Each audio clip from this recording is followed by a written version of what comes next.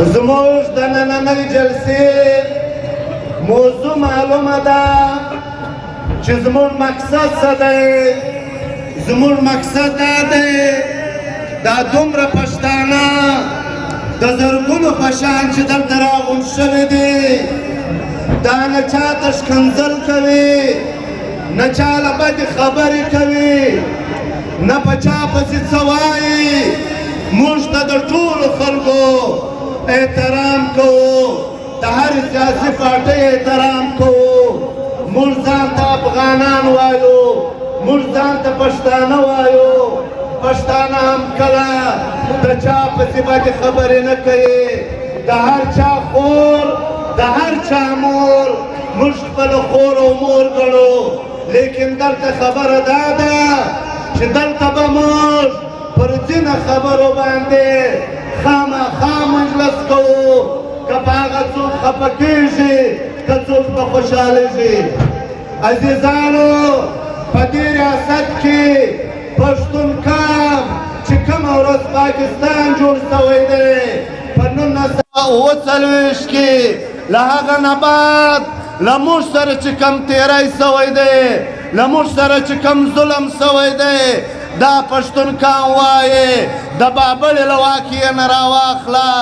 بیا ته ډاکټر نجیب الله پورې له ډاکټر نجیبه یې راواخه، ته کارمانه پورې، ته جنرال رازق پورې، ته ارمان لوڼي پورې، یعنې د عارفه پورې، ته عثمان لالا پورې. د دې خلکو څه ګناه ولو؟ دا خلک پر چشه باندې شهیدان سولو. هغو تاسو لره، ستاسو د دې قام لره اختیار غوښتلو، سیالي یې غوښتله، برابري یې غوښتله.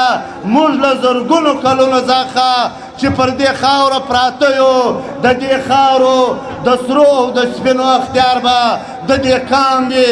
لیکن دا ریاست، دا ملک دا نه غواړي چې موږ د دې قام اختیار ورکو، د دې قام د وسایلو اختیار د له ده سره وي. زما استاد بچیو چې کوم حقوق جوړېږي هغه دوی موږ ته نه راکوي. نو په دې وجه که څوک دا خبره کوي چې زما به اختیار وي، زه به په دې وطن کې سیال یم، زه به په دې وطن کې چې کوم شی د پنجابي د بچې وي، د لاهور وي، هغه حقوق به زما هم وي. بیا دی وایي چې نه دا خبره به ته نه کوې، ته غدار یې. بیا یې موږ زندانونو ته اچولی یو.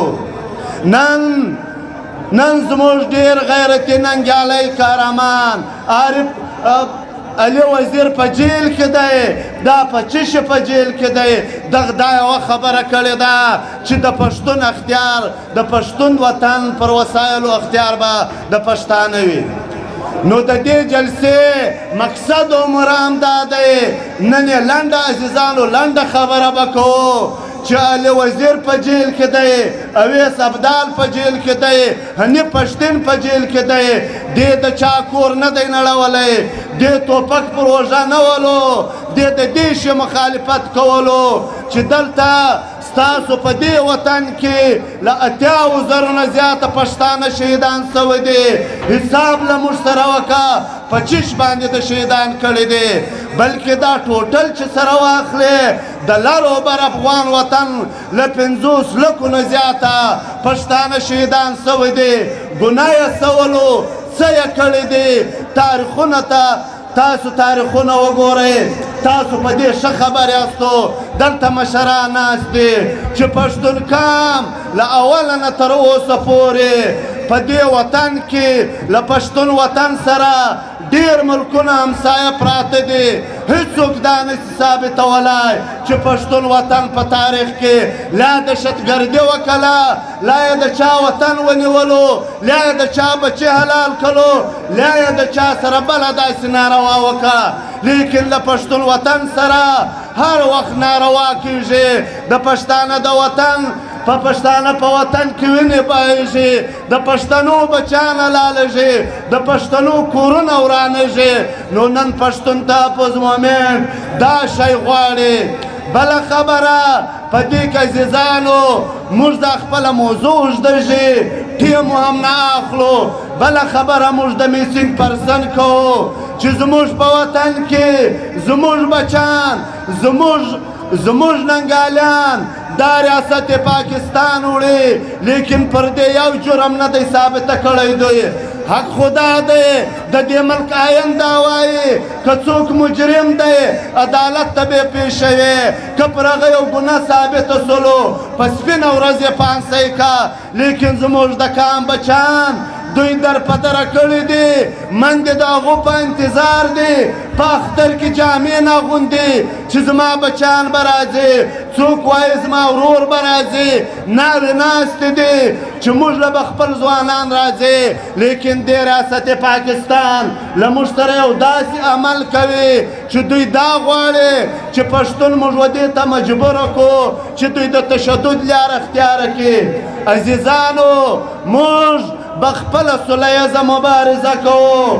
موږ به جهان تم شیو موږ به ریاست تم دا شیو چې پښتون کام نه دهشتګرد دی نه یې دهشتګردي کړې ده پښتون کام په دې وطن کې سیال دی له هر چا نه زیاته دی لیکن زموږ ګناه دا دی چې موږ ته د الله رب العالمین په تقسیم کې کم وطن راکول سوی دی د الله تقسیم دا دی دا وطن د دنیا ټول سره سپین لري دا له موږ سره چې نن کومه لوبه روانه ده دا لوبه زموږ د وسایلو له وجې له موږ سره روانه ده دا لوبه په دې روانه ده چې د پښتون په وطن کې وسایل دي دا وسایل دوی دا غواړي چې دا د پنجاب په ګټه استعمال سي لیکن نن فیصله ستاسو د پښتنو په لاس کې ده چې ای پښتونه ستا پر وسایلو باندې ته پنجاب لره اختیار ورکوې که یې نه ورکوې عزیزانو